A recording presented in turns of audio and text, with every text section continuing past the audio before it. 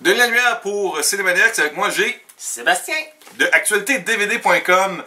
Cette fois-ci, on va faire un voyage dans le temps. On va passer à travers des DVD Blu-ray de films, séries. Y a-t-il des séries télé? Oui, il y a des séries télé. Séries télé québécois, américains, un peu de partout, qui ont rapport. La thématique, c'est vraiment le voyage temporel. Alors, restez avec nous autres. Bon film!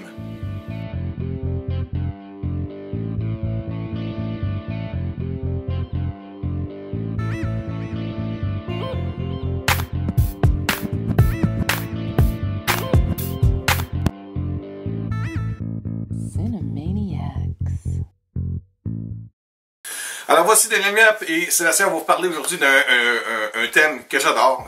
On avait commencé à enregistrer puis on parlait déjà des choses même qu'on n'aura pas le temps de vous parler, qu'on n'a pas physiquement avec nous mais qu'on a déjà vu ou qu'on a ailleurs, c'est des tablettes dans le sous-sol ou chez eux, chez Sébastien. Mais c'est ça, fait que tu nous as amené un paquet de produits puis c'est excitant. Vous allez voir, on va vous montrer ça.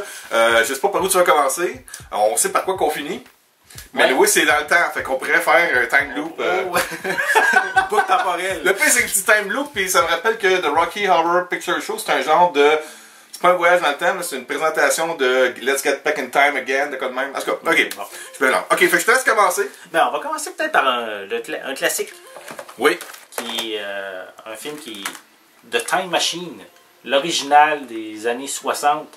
Qui est basé sur l'histoire de H.G. Wells. Je pense qu'il y a vraiment un lien, même lui, dans le film. Je crois, au niveau de la production du film, il y a quelque chose. Ça fait longtemps que je n'ai pas vu ce film-là. C'est un excellent film. Ouais. Oui, le film date. Tu le regardes, tu vois que c'est un vieux film, mais l'histoire est passionnante. L'histoire est incroyable et c'est...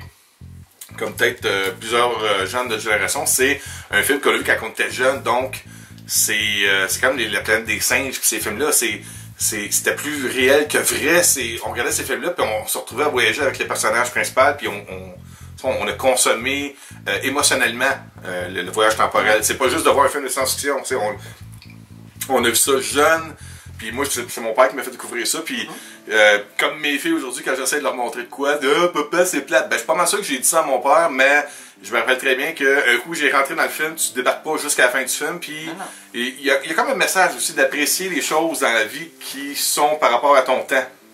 Exactement, puis il faut aussi penser que c'est basé sur un livre, le livre de H.G. Wells, qui a été écrit bien avant certains événements. Oui, c'est pas des vrais événements, il n'a pas fait de prémonition, mais... exemple, il raconte des choses qui vont se passer dans le futur puis que ça ressemble à ce qui s'est arrivé actuellement. C'est ça qui est quand même précurseur. Et comment ce film-là se compare avec son remake? Le remake qui a été tourné, je crois, par son fils ou son petit-fils. Oui. Donc, ça a resté dans la famille. Puis là, je rappelle, parce que dans ce temps-là, je lisais beaucoup, c'était un peu avant l'ère de tout ce qui était web, je lisais beaucoup les magazines Starlog, Cinescape, il parlait beaucoup de ce film-là, puis il disait, ça va être un bon remake, parce que justement, le petit-fils de H.G. Wells travaille là-dessus. C'était en 2002, ce film-là. Puis, c'est pas aussi bon. Ça n'a pas la magie du original. Pas la magie, ça raconte la même histoire, mais un petit... à peu près, là. Les bases sont les mêmes. Ils ont essayé de mettre un peu plus d'action aussi, hein, je pense. Un peu plus d'action. Oui, effets spéciaux, c'est beaucoup mieux fait que l'original, ça c'est évident. Moi, qu'est-ce que j'ai beaucoup apprécié dans ce film-là, c'est quand il voyage justement rapidement entre les époques et comment l'évolution de l'environnement se change, modifie au cours de cette période-là. Côté effets spéciaux, j'ai bien apprécié ce côté-là. OK. Mais ces deux films-là ensemble, c'est une bonne soirée, tu regardes le premier, tu regardes le deuxième, puis t'as comme deux bons films? Bah là, je dirais le remake n'est pas aussi bon que l'original, mais ça dépend dans quel mood, dans quel feeling qu'on est durant le visionnement. Moi, je conseille l'original avant le remake. Puis il y a un côté innocent un peu avec ce film-là, parce que la vision du futur, là, ce qui se retrouve avec, là, c'est quoi le nom des méchants, là, qui mangent les humains? Ça doit être écrit dans le synopsis. Continue à parler en attendant. Il y a un côté innocent, parce qu'à un moment donné, le personnage principal se retrouve dans un futur où il n'a pas le choix de continuer à garder les machines à avancer dans le temps, parce que s'il arrête, il va se retrouver figé dans le rock. Donc, il se retrouve, je pense, à l'ère 150 000 après Jésus-Christ. Ouais, quelque chose de même. Puis là, là, non, mais c'est en l'an 802 701. C'est ça, c'est loin. Fait que, mais en même temps, on se retrouve dans un ère où on est presque à l'ère préhistorique, où est-ce que les humains se nourrissent de fruits et légumes qui poussent, puis c'est pas mal tout, c'est très très... Les méchants, c'est les Morlocks. Les Morlocks, qui, aussi weird que ça peut être l'air, il y a comme un signal qui appelle les humains qui se retrouvent en genre de transe, puis ils se retrouvent à être attirés par ce signal-là. Puis les Morlocks les attrapent, puis ils les mangent. Ils se nourrissent de ça. Ouais. Fait que c'est très cruel, mais c'est très innocent en même temps. Il y a comme un côté où est-ce que les humains, il n'y a pas d'animosité entre eux autres. Les humains sont juste là. Il y a quasiment un côté paradisiaque au niveau côté humain. C'est ça. Sauf le côté cruel que les Morlocks, eux autres, se servent des humains pour se nourrir de chair et de sang. Ouais. Oui, non, c'est pas classique. Parfait. Alors, ça, c'est le premier. The Time Machine original. L'original et le remake. As-tu l'année là-dessus du original? L'original. C'est que ça date 1960. C'est ça, c'est un vieux film. Ouais. Mais je vous le conseille fortement. Même les enfants, si vous avez des jeunes qui veulent voir de quoi différent un peu de tous les gros films modernes qu'on a aujourd'hui, Blockbuster, c'est un très bon classique. Puis il y a souvent des gens qui m'accusent de ne pas aimer les films d'auteur ou les films artistiques de cinématographe. Là. Ça, c'en est un très bon. Ouais. Très, très bon. Autre film? On va y aller vers un autre classique. Van Damme! Attends un peu, il faut le faire. Puis, Je te laisse faire. Donc, Le Flic du temps en version française avec justement Van Damme qui a été réalisé en 1994. Qu'est-ce que je me souviens de ce film-là? J'avais été le voir au cinéma et en réalité, le présent du film se passe en 94, je pense au mois d'octobre. Puis, moi, quand j'étais le voir, c'était une semaine avant. Je me disais, ah, cool, dans une semaine, ils vont trouver comment faire le voyage dans le temps. J'avais sorti ça comme phrase, je me souviens. Fait que, non, c'est vraiment un bon film d'action en quête policière de Van Damme. c'est basé sur une bande dessinée, c'est ça que j'expliquais avant. Ouais. Moi, j'avais été voir ça parce que, j'aime la thématique des voyages temporels, j'aime les films de bande dessinée, et ça, c'était dans un temps bien avant l'ère de tout ce qui est Marvel, DC, qu'on a aujourd'hui, qu'on est gâté pourri. Alors ça, c'était, je pense, j'essaie de me rappeler, je pense que c'était adapté d'une bande dessinée de Dark Horse Comics, mais je suis pas certain, là. Vous pouvez peut-être dans les commentaires me corriger si je fais une erreur, mais il me semble que c'était de Dark Horse Comics. Je regarde si c'est écrit dans non, je pense pas. Je pense qu'ils ont juste pris le nom, puis ils n'ont pas vraiment mentionné, mais j'étais au courant de ça. C'est basé sur une bande dessinée qui était très plus hardcore, orienté pour les adultes, bande dessinée. C'est un peu comme si on ferait une bande dessinée, un film en vrai, basé sur la bande dessinée, mettons, de Heavy Metal. Il y a eu des films animés qui sont très pour adultes, mais si on ferait un film avec Van Damme basé sur Heavy Metal, c'est un peu ça. Les bandes dessinées étaient assez gory. Ben, comme Walking Dead. Walking Dead, les bandes dessinées, vous regardez ça, c'est en noir et blanc, puis une chance parce qu'en couleur, il y aurait bien du rouge. Fait que Tamika, moi j'ai bien aimé. J'avais aimé l'histoire. Encore là, ça fait un bout que je ne l'ai pas regardé. Je ne sais pas si ça tient encore la courbe aujourd'hui. Je l'ai écouté dernièrement. Ouais. Puis oui, c'est sûr, comme n'importe quoi, certains effets spéciaux, c'est quand même moyen maintenant, mais en fait, l'histoire, c'est un bon film de Van Damme encore. Tamika. Parfait. Suivant. Par quoi Vous voyez pas, mais on a fait ça. Juste en dessous aussi, Denzel Washington, qui est un excellent acteur. Le film Déjà Vu. Oui. C'était le titre en anglais, c'était ça, non? Oui. Déjà vu ou Déjà Vu. J'ai vu. Ouais. Comme tu as dit. Ça raconte un peu, c'est un film, comme tu m'as expliqué, c'était vraiment plus enquête policière. Enquête policière, puis ils ont mis un thématique de voyage dans le temps, dans l'intrigue, pour rendre ça plus croustillant. Là. Qui d'autre qui joue là-dedans? C'est Val Kilmer. C'est Val Kilmer là-dedans? Ouais, Val Kilmer. Val Kilmer là-dedans, mais bon, il faut que j'envoie ça. Ouais. OK. Ça, c'était réalisé par Tony Scott, d'ailleurs, le frère de Ridley Scott. Tony Scott qui était connu pour Top Gun. Qui a même beaucoup d'autres films d'action. C'est lui qui a fait Days of Thunder? Je vérifie, mais c'est Tony Scott qui était reconnu beaucoup pour le côté action. Ridley Scott, son frère, plus le côté spectaculaire, science-fiction, mais Tony Scott, c'était action. Et c'est pas un film d'action, c'est ça qui est un petit peu spécial, c'est vraiment une enquête.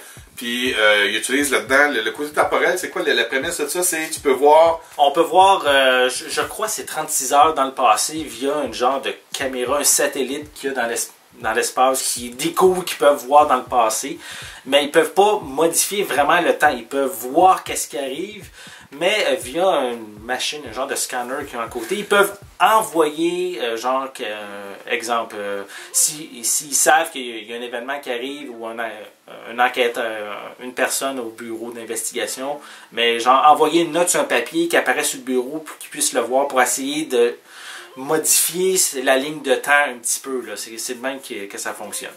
Je me rappelle pas. Est-ce que tu l'as vu récemment, celle-là? Ça fait un petit bout. Ok, ouais, c'est ça, moi aussi, j'ai vu ça, je pense, au cinéma. Puis ça doit faire au moins 10-12 ans de ça, de quoi comme ça. L'erreur souvent qui occure dans les voyages temporels, c'est qu'on oublie aussi le déplacement espace. Là, je me rappelle qu'il y avait un genre de machine avec un genre de tuyau, où quand tu faisais de quoi là-dedans, ça se retrouverait placé là, mais tu sais, comme tu peux jouer avec le temps, mais il y a aussi le côté que si je mets ça ici, ben c'est pas, demain il va pas être là. Il va être encore là, tu sais. Il y a ce côté-là, puis je me rappelle pas, vrai, je le revois pour ce côté-là, je me rappelle plus comment il explique un peu le côté que quand tu mets de quoi quelque part dans le temps, par rapport à ce qu'il voit avec les caméras, tu sais, le côté logique de ça. C'est ce que j'ai oublié de ça. Il faudrait la vérifier, faire un nouveau visionnement pour ça. Déjà vu. Ok, next one, Looper. On parle de Looper parce que le réalisateur va travailler sur un film de Star Wars. C'était qui déjà? C'est lui qui va faire épisode 8 de Star Wars. Ryan Johnson? Ouais. Ouais, ok. C'est lui qui va faire l'épisode 8 de Star Wars. Donc, si vous voulez une bonne base de ce qui s'en vient avec le 8e épisode de la Guerre des Étoiles, j'aime dire ça, la Guerre des Étoiles, c'est de l'enfance à la base, mais c'est Star Wars. Looper, tu veux expliquer un peu l'histoire? Ben, en gros, c'est comment je peux dire? Un policier, si je me souviens bien, un genre de... C'est on utilise le voyage temporel pour prendre des criminels, des gens comme ça, puis on les envoie dans le passé, parce qu'on peut effacer leurs traces comme ça. On les envoie dans le passé, puis dès qu'ils apparaissent dans le présent, dépendant du temps que vous regardez le film, ils apparaissent dans le présent, il y a un looper qui, lui, tire la personne dès qu'elle apparaît. Et la livraison comment on dit la personne qui va se faire tuer, la personne qui va automatiquement se faire assassiner lorsqu'elle va apparaître dans le passé, elle est livrée avec des sacs d'or, c'est le paiement. Puis les loopers, eux, il y a une chose qu'ils savent, c'est que ils ont X temps de contrats à régler, et avec l'or qu'ils accumulent, après ça, ils peuvent prendre leur retraite. Tout en sachant qu'un jour, leur temps va venir à eux aussi, ils vont être envoyés dans le passé pour être tués, parce qu'ils peuvent pas rester pour témoigner du voyage temporel. Okay, en réalité, c'est un loop. Ouais, c'est vraiment un loop, puis vraiment, quand ils tombent en retraite, ils savent qu'ils ont tant de temps qu'ils peuvent vraiment profiter de la vie comme qu'ils veulent, mais en sachant qu'après un certain délai, c'est eux qui vont devenir une proie qui vont se faire tuer bien souvent par eux-mêmes. Ouais, c'est ça. C'est par eux-mêmes quand ils étaient plus jeunes. Puis la twist qu'il y a dans ce film-là, c'est que Bruce Willis, je me rappelle à cause de quoi, mais il réussit, là, ce qui apparaît dans le présent, son personnage qui est joué par, c'est quoi son nom? Joseph Gordon-Levitt. Levitt, ouais. Il réussit pas à le tuer. Mais je pense qu'il l'assomme. Fait qu'il s'assomme lui-même plus jeune.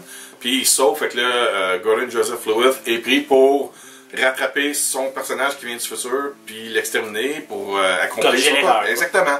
Puis ce film-là est vraiment un peu comme l'autre qu'on va parler par après. Je ne vous mentionne pas tout de suite, mais c'est vraiment un loop. Le titre est très bien adapté parce que le film, lorsqu'il termine, tu comprends où est-ce que... excuse-moi. Il y a vraiment le fin est le début de ce qui s'en vient. Le jeune garçon qui est en réalité le problème, qui essaie de courir après tout le long, qui va devenir le chef de révolution, de quoi comme ça. Là. Il y a des pouvoirs, le petit garçon. Tu t'as pas vu le film? Moi aussi. Là. Mais c'est ça. En tout cas, c'est un bon... Le titre est applicable parfaitement à l'histoire du film. Lorsque le film se termine, tu peux pas vraiment faire une suite à ça parce que le film se conclut et va recommencer. Ouais. Exactement. Puis ça finit mal même. C'est pas un film parce que tout est beau, tout est bien, tout le monde est heureux. Non. C'est pas ça pantoute. Ça finit mal. Puis tu fais comme... Ok. C'est le fun quand c'est pas toujours un pays ending. Ouais. Fait que- Mais ça finit mal et ça finit où est-ce que tu dis, il pourra pas de suite, même à ça. On peut toujours faire des suites, mais ça, c'est comme tout, je dis pas, c'est parfait, c'est un très bon film. Looper, là, c'est vraiment, si vous aimez les films, une histoire, un des meilleurs. Puis je voulais parler de l'autre parce que c'est un peu comme Looper. C'est 12 singes ou 12 monkeys. J'ai pas le film original avec Bruce Willis dans les mains, mais qu'est-ce que je vous présente ici? C'est la première saison de la série télé qui a débuté, je crois, l'année passée. Ok. Donc, mais ça reprend la même histoire, en gros. C'est qu'ils sont dans le futur. Il y a un virus qui a décimé 99% de la population. Et ils ont trouvé une machine à voyager dans le temps. Puis leur but, c'est de aller dans le passé, puis trouver la source du virus et de le détruire avant que le virus soit propagé. Donc, c'est leur manière pour eux d'essayer de sauver le monde. Et ils trouvent toujours dans le futur certains indices qui pensent que, exemple, ils pensent qu'à telle date, ils risquent d'avoir cet événement-là. Donc, ils vont dans le passé, ils essaient de trouver, d'éviter que cet événement-là arrive. Mais souvent, ils réalisent que c'était pas vraiment ça qui a commencé. Ou il y a des petits pépins qui sont, pendant qu'ils sont dans le passé, qui arrivent. Donc, ça se déroule pas comme qu'ils veulent.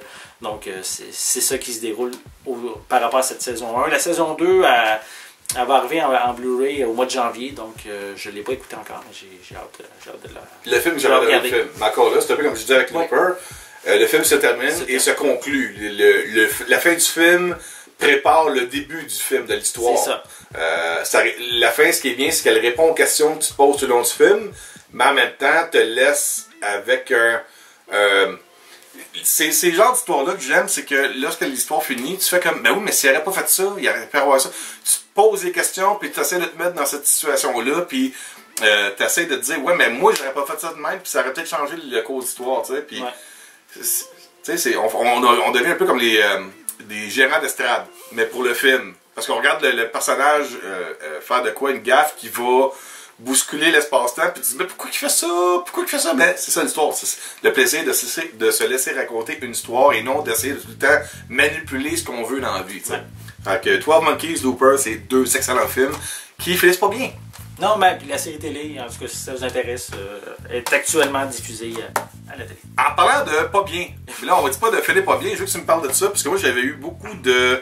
dans le temps où je lisais les magazines de Starlog, Cinescape et ces autres magazines-là, on parlait beaucoup du film A Sound of Thunder, ou Un coup de tonnerre en version française, qui est un film à l'histoire bien. C'est une bonne histoire de voyage dans le temps, puisque en réalité, c'est une compagnie d'amusement qui s'appelle Time Safari qui organise des voyages pour aller à l'époque des dinosaures, pour chasser un dinosaure. Et le plaisir de ça, c'est ils savent que de toute façon le dinosaure va mourir et qu'il n'y aurait pas un impact sur le futur. Donc, on se dit, on va tellement loin dans le passé qu'il n'y aura pas d'effet.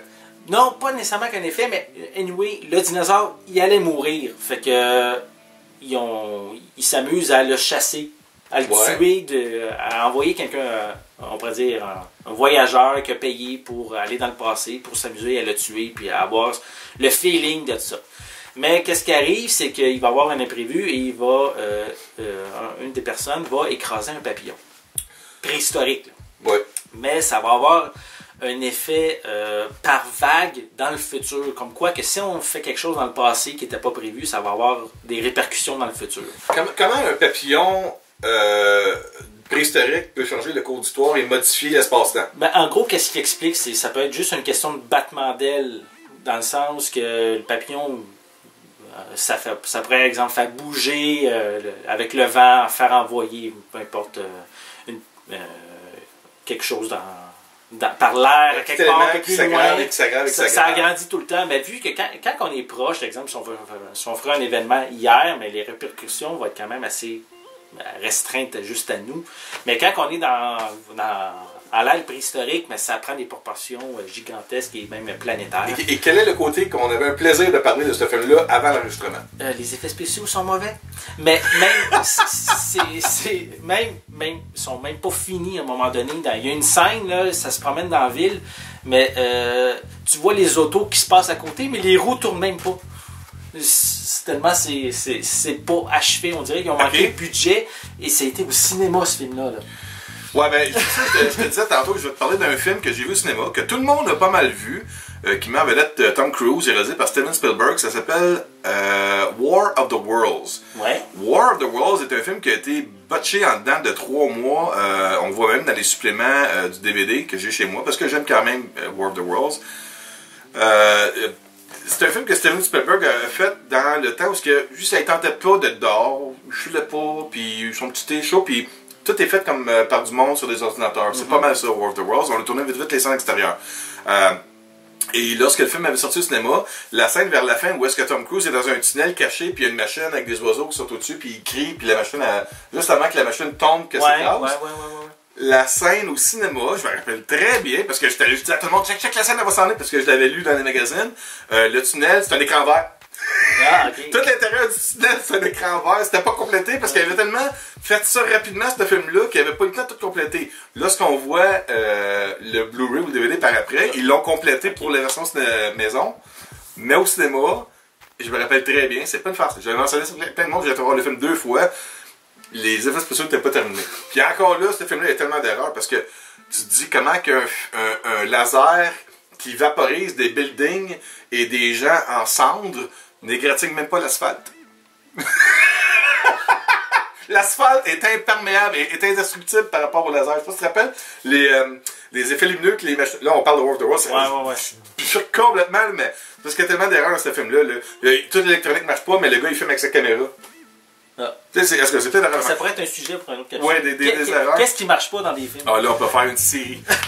C'est une maudite bonne idée que t'as là. Je vais te garder ce concept-là. Ok, A Sound of Thunder, mais le film, est-ce qu'il est quand même le fun à regarder? Oui, l'histoire est le fun, puis les effets spéciaux à partir de la moitié du film sont plus intéressants parce que c'est plus sombre. Donc, on dirait qu'ils ont mis le budget plus. Ils vont plus cacher les erreurs. Oui, peut-être. Mais ça se corrige un peu. C'est plus intéressant côté effets spéciaux vers la fin, le milieu du film. Dinosaures, ça c'est une série télé, ça s'appelle Terra Nova. Terra Nova. C'est en gros, c'est dans le futur, la planète Terre est plus vivable. Il n'y a plus moyen de vivre là. Donc, ils ont trouvé un genre de portail qui permet de retourner dans le passé, à l'époque des dinosaures, mais dans un univers parallèle. Ça n'a pas d'impact sur le futur connu déjà. Donc, il l'explique même dans la série télé.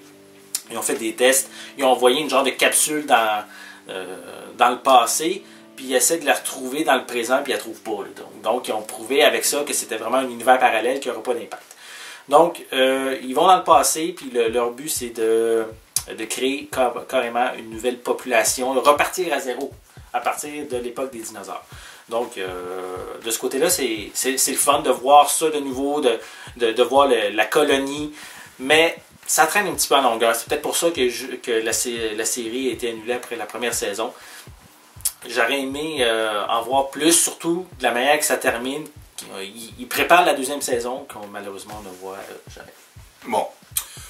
Ok, série télé, on va y aller un peu local, québécois. Ben oui. Une série avec Roy Dupuis et Guylaine Tremblay, Les Rescapés, saison 1 et 2.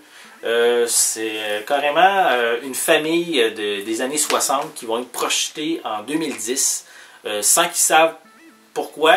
Une famille du passé qui est projetée dans notre passé. Oui. Ouais, parce que ça sort en 2010, c'est ça? C'est ça, oui, c'est ça.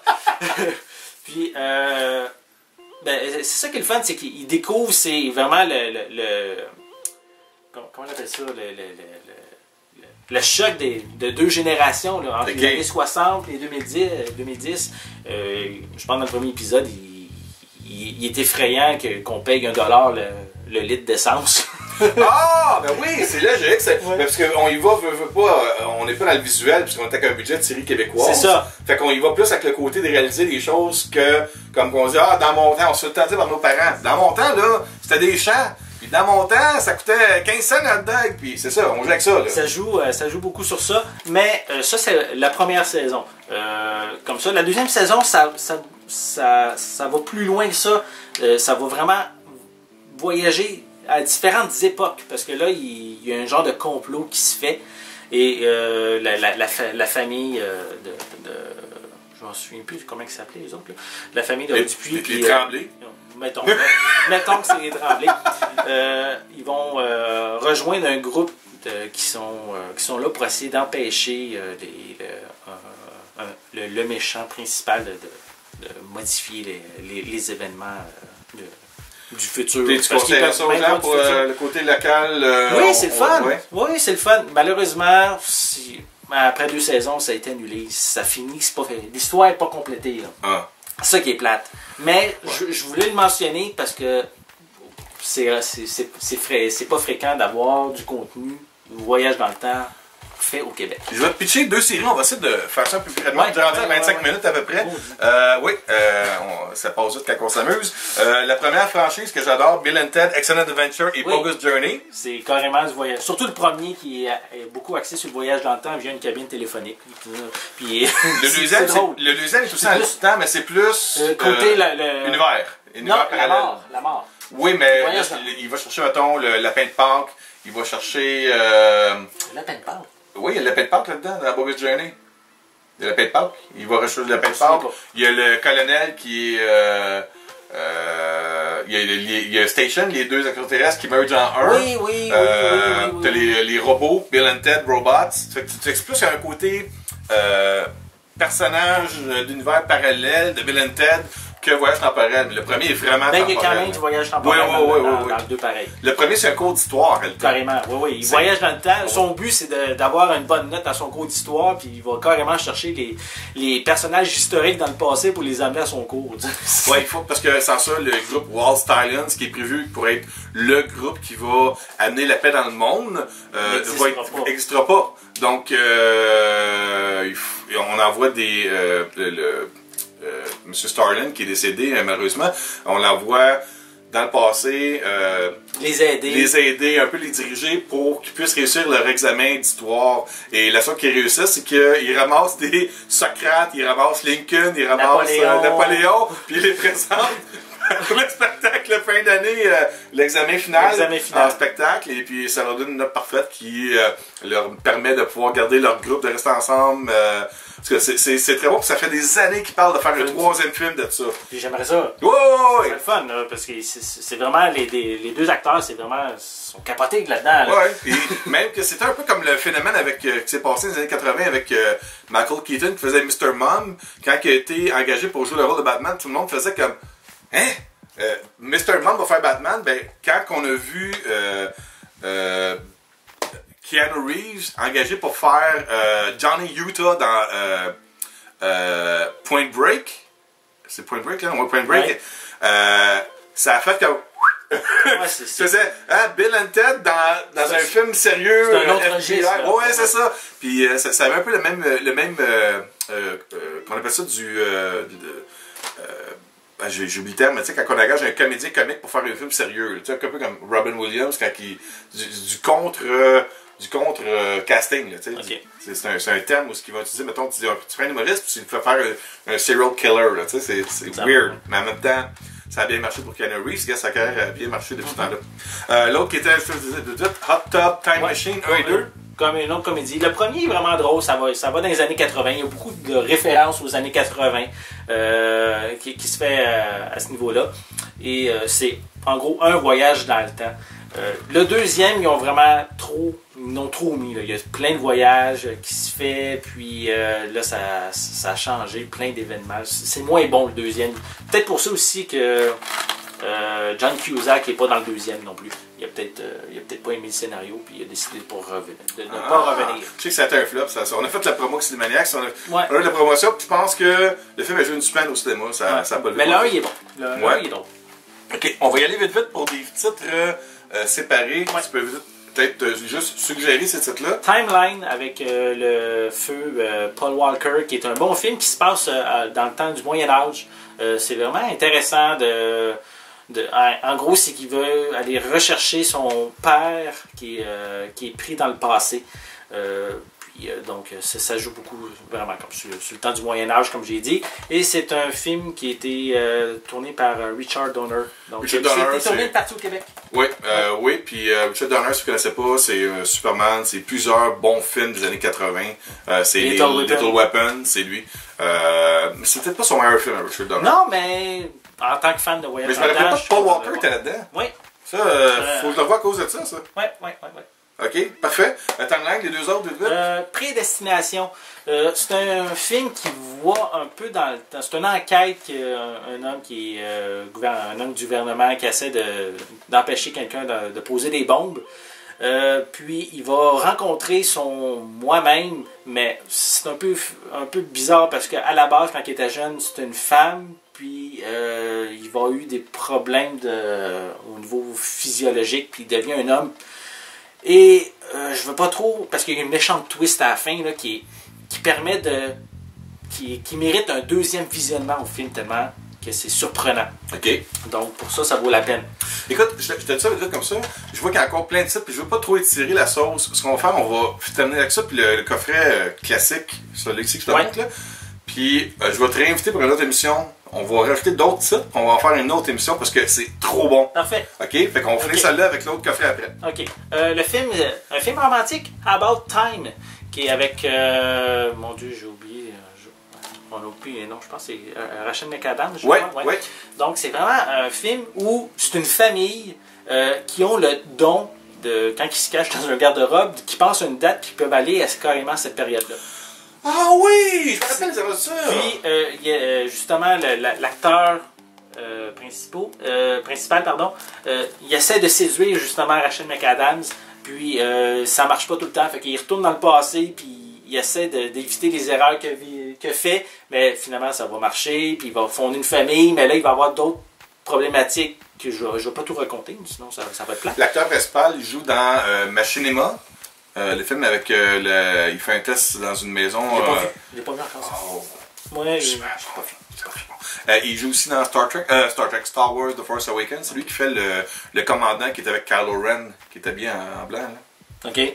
Pas en blanc, excuse, mais qui est comme un genre de colonel qui dit à Kylo Ren, tu sais, il met pas tes. Tu te rappelles The Force Awakens? Oui. Quand ils sont devant le grand sénateur Snoke. C'est Snoke, le nom? Les deux qui sont là, t'as Kylo Ren. Bon, les deux qui sont là, t'as Kylo Ren, t'as l'autre, c'est cet acteur-là. Ah, OK. Puis cet acteur-là, je l'ai entendu en entrevue. Il joue aussi dans le film avec Leonardo DiCaprio, là, il est Tom Hardy dans le bois, là, dans les arbres. Ça a sorti l'année passée. Oui. J'ai le Departed dans la tête, mais c'est pas ça pas tout. Non. Mais oui, cet acteur-là, son père est acteur aussi très connu. Okay. Je me rappelle plus son nom, mais c'est le gars qui joue tout le temps l'écossais avec les cheveux longs. Là, il est avec Là, ce qu'il parlait dans l'émission que j'écoutais de Nerdist. Je sais pas si tu connais cette émission-là, de Nerdist. Il parlait, puis c'était incroyable de l'entendre parler de le côté très terre-à-terre de ce gars-là. Okay. C'est ce que j'avais apprécié de l'entrevue que j'avais. En tout cas, un film à voir en couple, c'est vraiment le fun. Puis votre côté geek avec le voyage dans le temps va être satisfait en même temps. Alright, dernier, je te dis, on va avoir une deuxième partie, je vous le dis tout de suite. Parce que plein de titres. On a ça, puis j'ai plein de titres dans ma tête. Je dis, il y a ce film-là, il y a ça. Puis j'ai tout en bas de ça. Je suis comme, ok. On fera une deuxième partie. Donc, on va parler d'un classique. Là. Le classique des classiques. Si on ne le met pas là, le monde, ils vont nous mettre de la chute. Mais non, c'est ça. La trilogie Retour vers le futur. C'est le coffret 30e anniversaire qui est sorti. Ok, on va l'allumer. Regardez. Je sais pas son nom. Hop. Great Scott! Ah, c'est clair. Non, en français. Nom de Zeus. Nom de Zeus! Ah oui, c'est vrai, avec mes filles, mais en plus, quand on a assisté avec Darkman, l'événement de Back to the Future 3, là, on entendait ça. Nom de Zeus! Donc, c'est vraiment un excellent coffret. Puis, pour ceux qui ne le savent pas, ben, à la base, il y a bien sûr la trilogie, là, donc les 3 films à voir. Mais est-ce que vous saviez qu'il y avait eu une série télé animée? Oui, moi je le savais. Donc, la série animée qui est plus axée sur Doc Brown, mais on voit également les autres personnages. Surtout que les enfants. Jules Verne. Oui, c'est ça. Parce que c'est une série orientée pour les jeunes. C'est ça. Puis, je ne l'ai pas vu encore. Ah, ben ça. Je vais me le taper à un moment donné, mais... C'est une série animée qui est plus basée à partir du point de vue des deux enfants. Et le chien aussi, je ne sais plus quel nom qu'il y a là-dedans. Ben, c'est Copernic ou Einstein. Ouais, pas comme ça. Non, Einstein.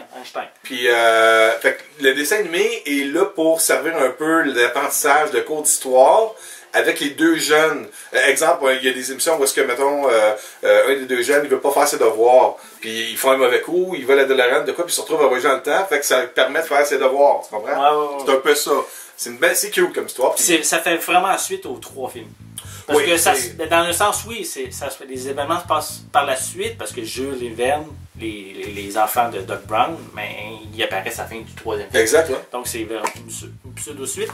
Et qu'est-ce qui est le fun, c'est que même Christopher Lloyd fait une apparition, je pense, au début de chaque épisode. Chaque émission, il y a une présentation, puis c'est un peu encore là un petit cours d'histoire. Ouais, fait que pour les fans de Retour vers le futur ou Back to the Future, c'est un classique à avoir. Ça complète l'émission, parce qu'on veut pas non plus faire des émissions, on préfère, je pense, facilement 4 heures de ça. Mais en même temps, ce qui m'excite là-dedans, c'est que je viens de comprendre que on va avoir un trip fou à se revoir. Puis à faire d'autres parties, deuxième partie, troisième partie, parce que je vois des choses là. On a encore des films qu'on n'a pas parlé. Qui sont des affaires qui me font capoter, que j'adore. Puis en plus, comme je disais tout à l'heure, j'ai des titres dans ma tête que je fais, il y a ce film-là, il y a ce film-là, il y a ce film-là, il y a ça, il y a ça, il y a ça, il y a ça, il y a ça. Ah! Il y en a trop. Fait qu'on va faire une deuxième, sûrement une troisième partie, parce que je suis sûr, qu'à avoir le temps que ça nous prête de parler de ça, qu'on va faire plusieurs parties, ça va être un playlist, time travel, là, carrément. Fait que je te remercie beaucoup, Sébastien. Peut-être dire aux gens où est-ce qu'on peut te retrouver. Sur mon site actualité-dvd.com, donc plein d'actualités sur les prochaines sorties, les critiques de films qui sont actuellement en magasin, donc c'est un bon endroit pour découvrir ça, et bien sûr sur ma page Facebook Actualité DVD. Merci beaucoup. Tant qu'à moi, vous savez, vous pouvez me retrouver sur Facebook, Twitter, Instagram, Pinterest, je sais pas pourquoi. Bien sûr, à la base, sur la chaîne YouTube et sur le site web de cinemaniacs.net, mon nom est Daniel Lumière. Merci beaucoup d'avoir regardé. N'oubliez pas de souscrire à la chaîne YouTube, s'il vous plaît. Faites un petit like, ça nous supporte beaucoup. Juste à peser un petit bouton, ça coûte rien, ça prend le quart d'une seconde. Juste de le dire, ça prend plus de temps que de le faire. Et puis, je tiens à dire merci beaucoup à Sébastien Trottier d'Actualité DVD. On va faire encore beaucoup d'autres capsules vidéo parce que j'adore faire ça. Et j'ai une conjointe qui me supporte beaucoup, donc ça va pouvoir me permettre de faire exactement ce que je voulais faire avec la chaîne YouTube. Sur ce, merci beaucoup. Passez une bonne journée, bonne soirée si vous trouvez la capsule. Là. Et je vous dis à la prochaine. À la prochaine. Bon film. Au revoir.